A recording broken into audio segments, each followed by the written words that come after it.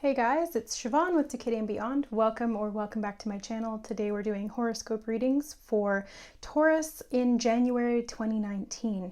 So that can apply to Taurus sun, moon, or rising. I also recommend that you check out your sun, moon, and rising sign videos. Each one will have a different resonance for you, and they do fluctuate. Sometimes if this one doesn't resonate, one of the other ones will.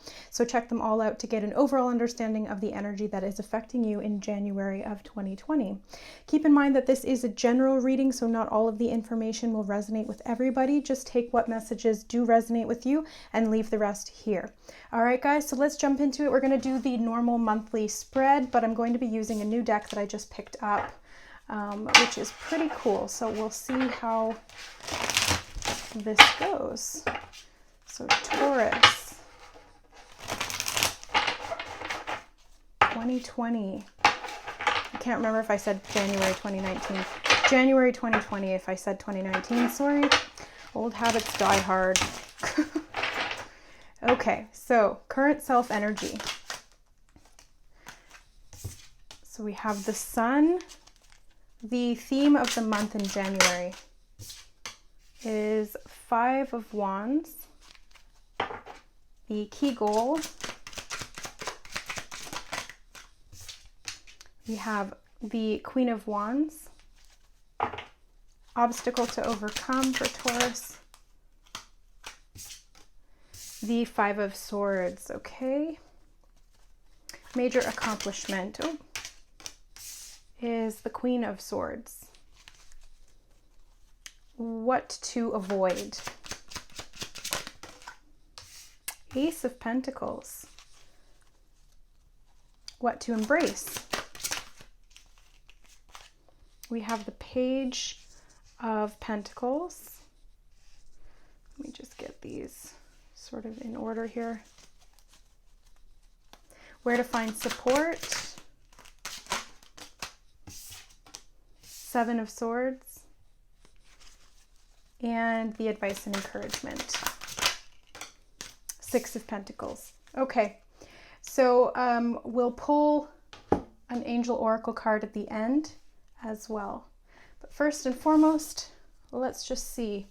So the current self energy, you guys are coming up as the sun, which is represented by the phoenix. These are mythological creature cards, but they do still have the traditional tarot there as well. So the sun is the phoenix. This is about rebirth for you guys in the month of January. So this is a whole new decade. This is a whole new beginning as well, where a lot of things are going to be coming full circle, and you're going to be gaining a lot of consciousness around areas that have previously lain in the darkness or in the subconscious, shedding light on a lot of these things through inner strength, through that higher consciousness, not the lower one. So this is kind of like transcending the ego, and there is a little bit of a death and rebirth process that comes with that.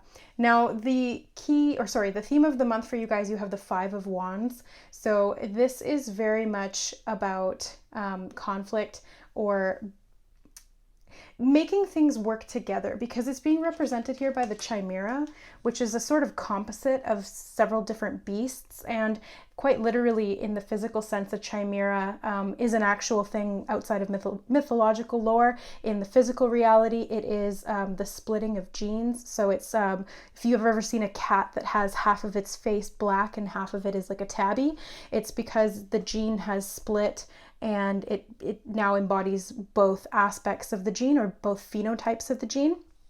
So this is kind of like all of these different aspects of us are wanting to come forward and be seen, but that can take a little bit of tact in how we balance these different energies. In the traditional 5 of Wands, it's a bunch of people kind of combating against each other with these sticks. Now you can see this as practice, as training of sorts, sparring, if you will, but it can be just a lot of different energy that is having difficulty commingling. So this 5 of Wands energy as the theme of the month is kind of getting the balance back when it comes to all of these different aspects that need to be addressed. So as we move into this new year, this new decade, into January, there's a lot of things that need to come up for review, things that need to be balanced. So A lot of the time, January sees a lot of people reassessing their physical body. So going back to the gym and starting new diets and cleaning out their house, their physical environment that they live in, or, renewing or revamping relationships in the home or in love. So this is very much a time to kind of look at all of these different aspects that need to be seen.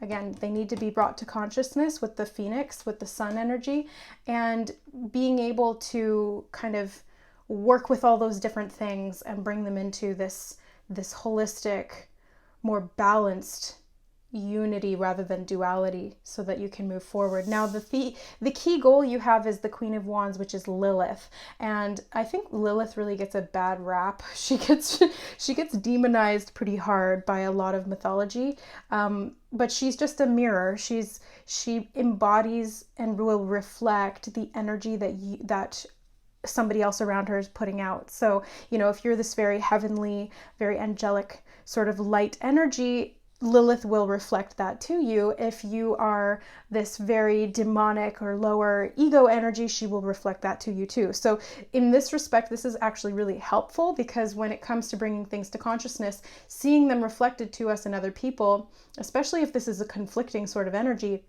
these triggers can really help us to be aware of what's going on inside of us that we need to address. Now, the Queen of Wands is really about standing in your power. It's about embracing your ability to create at a physical level and to be receptive to the energy that really motivates that creation. So the key goal this month, Taurus, in January 2020, is really going to be about standing back in your power and bringing things to consciousness, whether that be in a little bit of a tumultuous way by having these kind of disagreements or challenges with other people that lead you to new understanding about yourself, or through some serious self-reflection, especially as it relates to the shadow self, and bringing those aspects to light. Now, the obstacle to overcome is the Five of Swords. Now, this can be a little bit of a difficult energy, and I find it interesting that they've chosen to represent this card with an angel, and the dove flying into the sun representing peace and healthy relationships and messages from the angelic realm. So I love that they've taken what has traditionally been a very negative card, or representing the negative aspects of the Five and the Swords, and bringing it into a higher realm of communication and understanding at a higher level. So the Five of Swords, again, you've got another five. So this is some pretty significant change taking place for you. Change can feel a little bit scary, or it can feel uncomfortable, but change is always divinely guided, and it wouldn't be happening if we didn't need it or want it on some level. So this Five of Swords energy is really about finding that higher ground. It's not needing to win the battle for the sake of winning the battle. So this is really, again, tying back in with the ego and the sun, bringing these things to consciousness, having your energy mirrored to you from people around you, creating some of these conflicts. But again, this Five of Swords in particular asks you to see that higher message, to understand that this is a reflection of you, to understand that, if somebody's hurting you, it's because there's something inside you that's hurting, or something inside them that's hurting. And so it's this angelic sort of an understanding where we can find forgiveness. And that doesn't mean that whatever they did was okay, but forgiveness allows us to let it go, so we don't hold on to it and poison ourselves over and over again. So this Five of Swords energy, being the obstacle to overcome, it may be really difficult for you to let go of the conflict and the need to be right and the need to win the argument, or whatever it is, because there's some kind of a conflict here that's happening in January. And I wonder, okay, let me check. What is this conflict related to? Oh, that one card fell out right away. Knight of Wands in reverse. Okay, so yeah, it's a relationship of some kind. This could be a love relationship, possibly with a fire sign, Sagittarius, Leo, Aries. So this could be conflict within this relationship. It could be not just a love relationship. It could be like any relationship at all. But specifically, it's a relationship where it's a little bit unstable. So as we see here with these two fives that are a little bit challenging to work with, there's some energy there where there's conflict. You're coming up against somebody else's beliefs or their actions in a way that is creating triggers between the two of you or within yourself. So there's lots to look at there as it relates to potentially a fire sign or an individual who comes in and out of your life and always seems to bring some kind of conflict with them. Okay, so the major accomplishment this month, though, you guys have the Queen of Swords.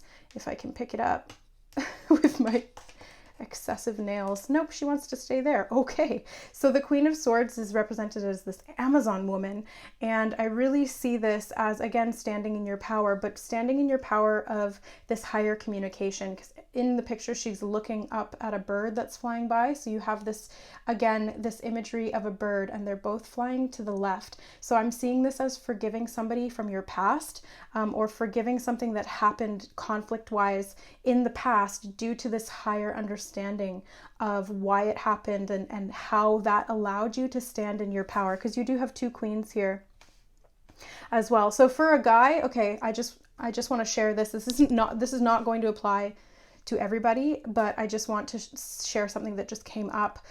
For somebody, this is not being able to choose between two women and potentially being a little bit of like a playboy.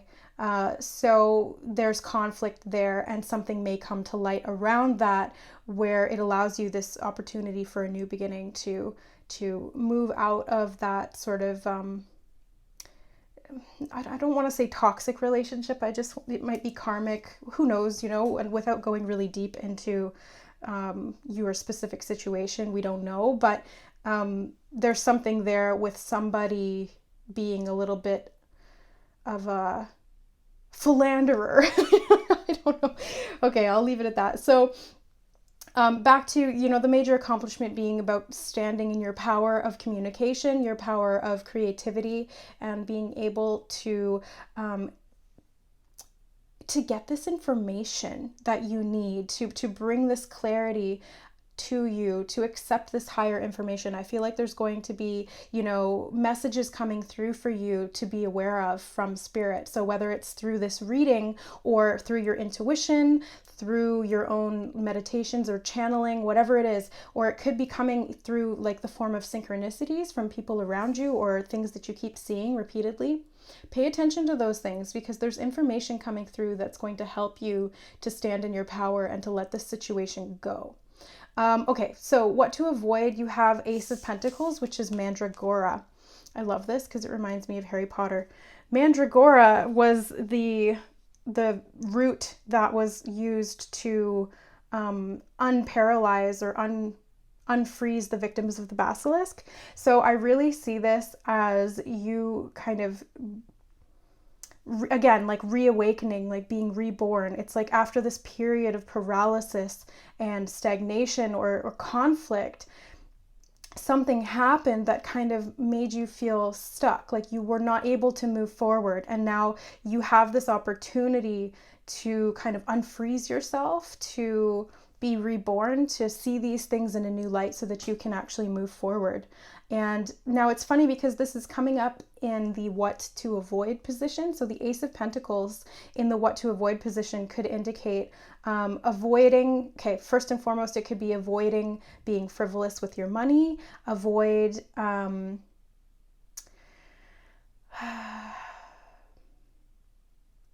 on, sorry, I'm just receiving a message.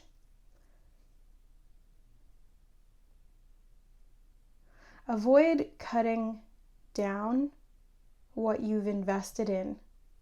I don't know why that's coming through or for who that's about, but this is something to do with a new beginning that is going to be offered to you, but there's actually something that you've invested a lot of time and energy into, which is just about to grow and bear fruit.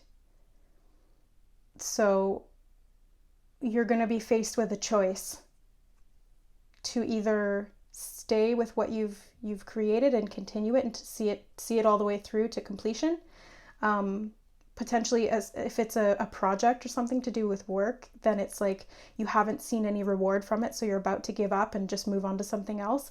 This is asking you to make the decision for your best interest as to, sticking with what you've created.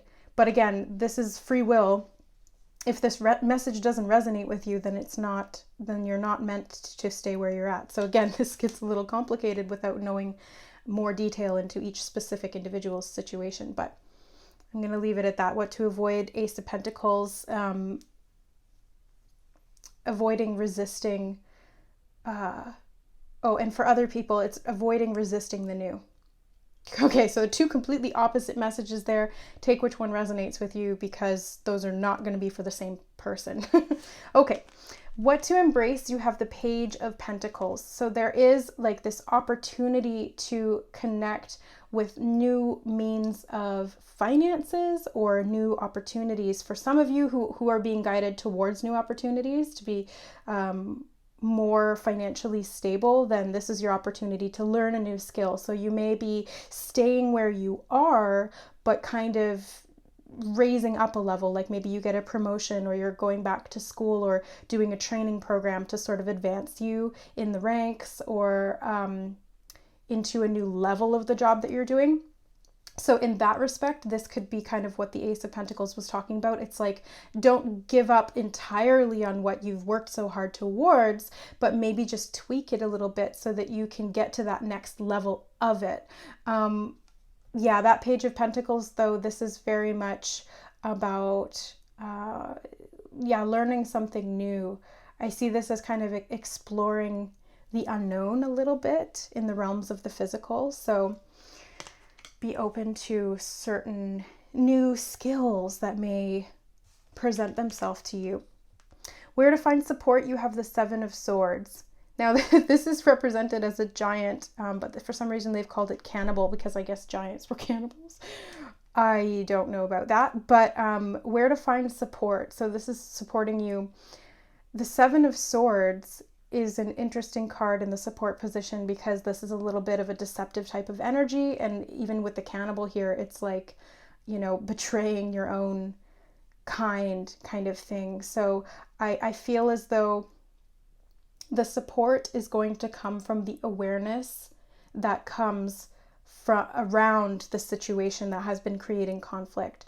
So wherever somebody has been deceiving you, or where you've been deceiving yourself, some of these things are going to come to light, and so that you're not put in that position anymore where you're passive, or where you allow these things to happen.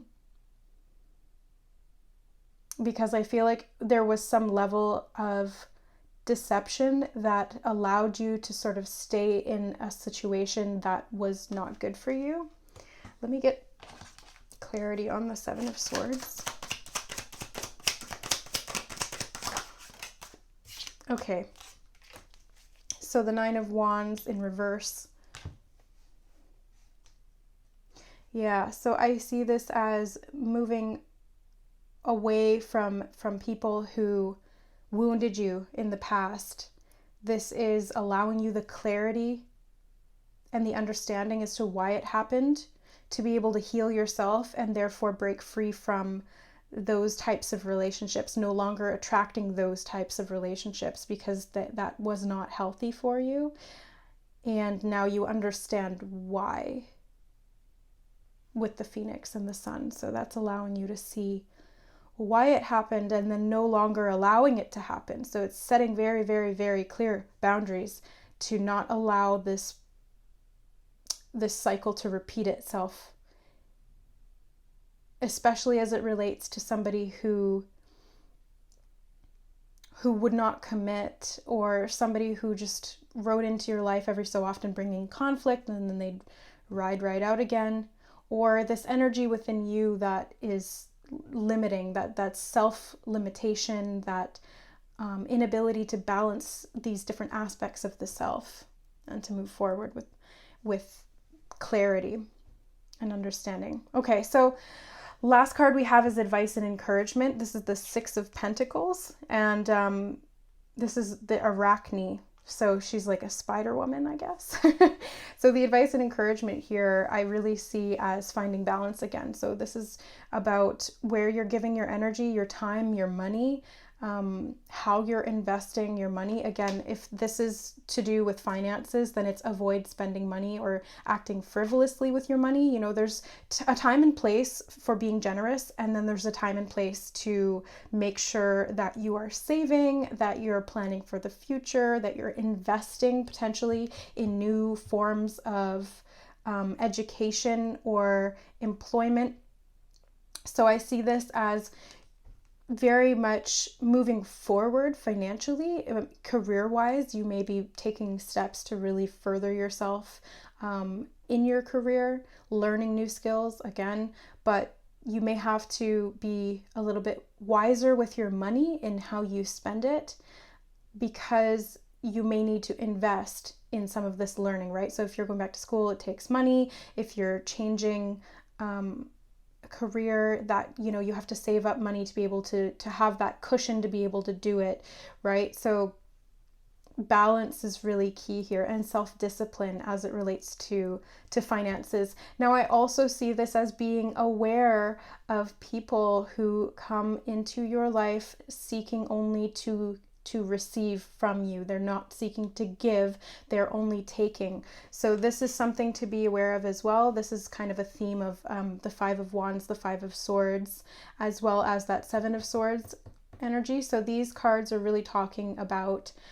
being aware when people are only taking from you or creating conflict in your life, and then finding where you're allowing that within you. So what is it within you? What's the motivating factor for keeping these people around, allowing them to do it, not setting clear boundaries about what you will or will not allow into your life. And then also why if that cycle is not like just a one-time thing, why it keeps reoccurring. What is it that's within you that needs to be seen and healed to be able to stop this cycle from reoccurring? Because, you know, you can leave this person in the past, but if the cycle is still living within your energy, within your mind, then you're going to continue to attract people who act the same way or who do the same things. So it's really important to find that inner knowledge. So again, listen for messages. This could be one of them, but there's probably going to be more. Like, your spirit guides will continually give you messages until you get it. They don't give up. They will just keep repeating what they're saying, or they'll find new ways to present the information to you until it finally clicks and you have this aha moment and you're able to heal or to let it go or to be reborn from the ashes. But first you kind of have to burn it all away. Okay, so let's grab one of the Archangel Oracle cards to close out the reading. Taurus in January 2020. Ooh, Indigo and Crystal Children. This has actually been coming up a lot lately, and I might make a video on it, like an energy update. But it says, Archangel Metatron, you have a bond with children. In particular, you can help children who are sensitive. So because I don't see anything else in this reading indicating children, I really do feel as though this is something that needs to be acknowledged within you. So this is part of your inner child that needs to be healed. Potentially, you know, that's why you've been allowing these things to continue, or you've been attracting people like this, or you've been contributing to these situations in some way. It could be, again, to do with genetics, with the chimera here. So this is something that it could be familial, like an ancestral sort of a consciousness or a wound that's been passed down through the ancestral line and needs to be addressed within you. Because again, like we get that within our DNA, and it's our responsibility to heal it, even though we didn't create that imbalance. This is also an indication that you may be an indigo or crystal child, which means that you're highly empathic, very psychic, clairvoyant, clairsentient. You exist on multiple different dimensions, and you can tune in to multiple different dimensions. So the indigos and the crystal children often get labeled as having ADHD or autism or bipolar, or there's high rates of depression and anxiety among the indigo and crystal children, because they don't know how to create these boundaries or how to interact in the type of society that is here in the third and fourth dimension, because they come from these higher realms. And so there's a little bit of an integration issue between this high vibrational energy and this lower vibrational energy of the earth realm. So there needs to be a bit of a balancing act there. Again, it's the integration of this higher consciousness into the lower dimensional physical body, which creates a little bit of tension that needs to be addressed and it needs to be healed. So yes, okay, I'm going to leave it at that. I really hope that you guys have a beautiful January, and moving into this new decade of 2020, we have this really strong synchronistic energy of 2 and 2 making 4. We have 0 point energy opening up to us to be able to create the stability and the sustainability that we need to move forward, and to be able to adapt from the last few decades leading up into this. So I wish you guys the best in 2020. And if you guys would like to get a little bit more detailed as to what's going on with your specific situation, or if you are requiring any healing to help you activate your latent indigo and crystal child gifts, or to deal with your sensitivity, then please reach out to me. All of the information will be in the description box below this video. Just hit the little inverted triangle or the show more button to get a drop down list of all of my services and offerings, as well as how to contact me and book a session or a reading. I love you guys. Thank you so much for being here, for watching, for supporting the channel. If you resonated with this, then please like, share, and subscribe to the channel. I put out monthly horoscope readings, and as well as energy updates and general spiritual chit chats. Thanks again, guys. I love you. We'll see you next time. Bye.